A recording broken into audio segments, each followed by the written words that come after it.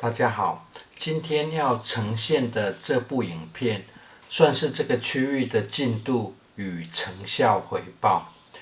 因應氣溫越來越高，澆水的方式也做個改變，因此後院也正在開始調整菜地結構。現在這種植槽內的是福山萵苣，這算是秋冬作物中相對耐熱的作物。這一旁有一個小的蓄水中繼槽，直接與牆外的灌溉河道連接。除了可以自動蓄水，到與河道水面的高度相同。由於內部地勢比較高，大雨時也可以充當出水口。另外，透過水管還可以利用虹吸現象，將水引到更內部的大蓄水池。現在取水的方式是利用直流電的沉水馬達抽水。比較特別的是這顆淘汰下來的賓士汽車電瓶，這一顆新的電池就要1萬多塊。而雖然是汰換下來的電池，卻讓人理解到1分錢1分貨的說法。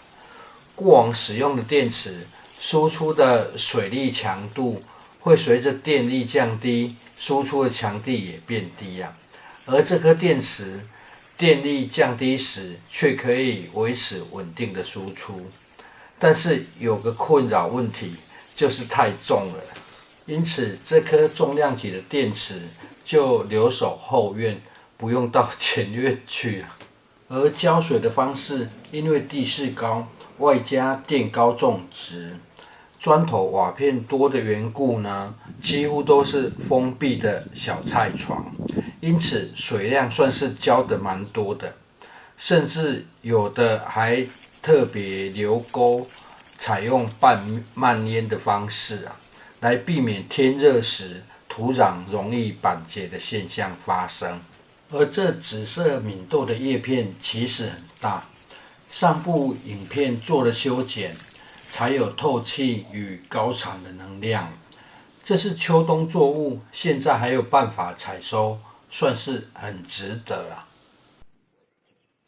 這一槽是本系列影片第一部建構的空間，內部種植的蘋果絲瓜是用來輔助遮陽，一旁的福山萵苣地底則埋了帶堵雜草與引糞土埋完後直接種在表面，目前看起來長得不錯之外，草的數量還算在控制中。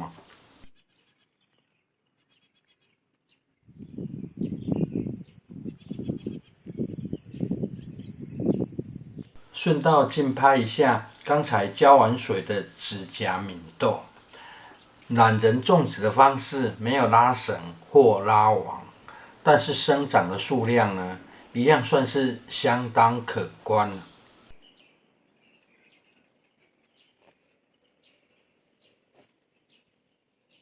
而這自行留種取自菜瓜布的蘋果絲瓜種子，沒有被做斷種的作為，還沒有上棚就已經快速開出母花。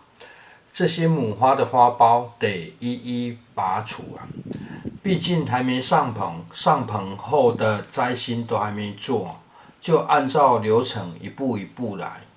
目前首要就是讓它長出更多葉片，行使光合作用，方便自主營運就好。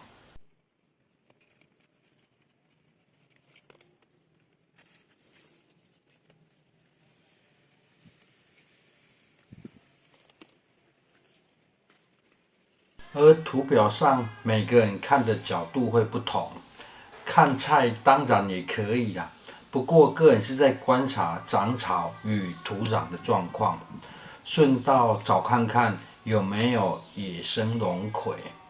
另一旁的進度回報是扦插的小番茄快速開花結果了。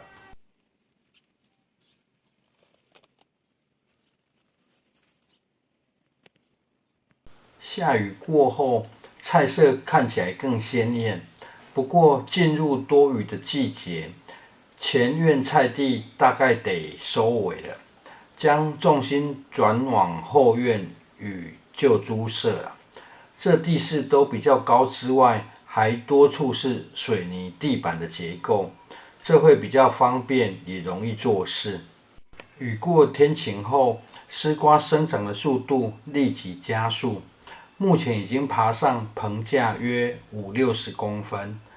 摘心的目的是要促進生長側蔓，通常都說上棚後再摘心，但千萬別一上棚就摘除頂芽。這樣做的話，想要刺激生長的側蔓，不就又長在棚架下？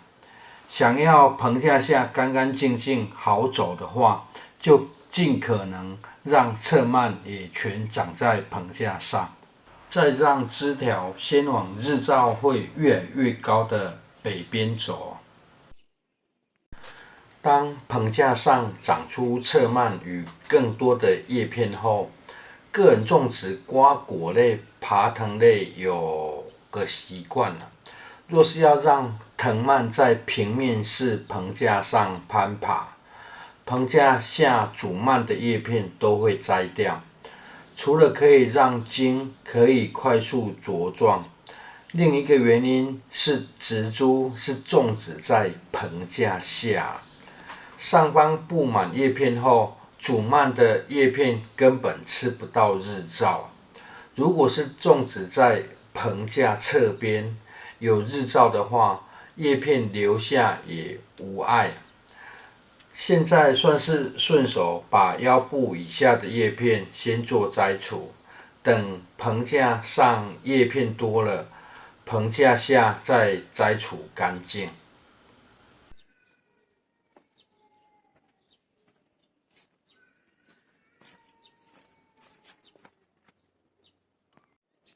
有日照的話，上棚後很快就会開花了。現在看到的這些花是會結果的母花，雖然進行了套袋但是要自己自然授粉有一點難度因為兩株的公花還沒開始開只能先隨緣，看有沒有機會遇到路過的蜜蜂幫忙授粉。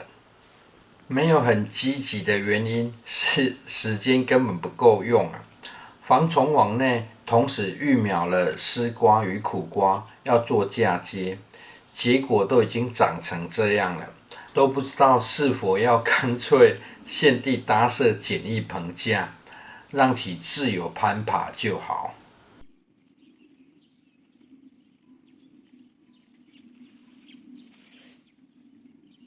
而舊豬舍裡其實還有野生的絲瓜，這結果的速度呢，比專程種植的還快直接在地上攀爬，沒有做摘心的動作，光這個隔間裡就有絲瓜、皇帝豆與百香果這得開始拉棚，讓它們往上爬。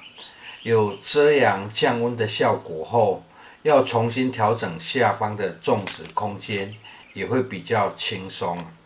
以上種植進度分享，謝謝收看。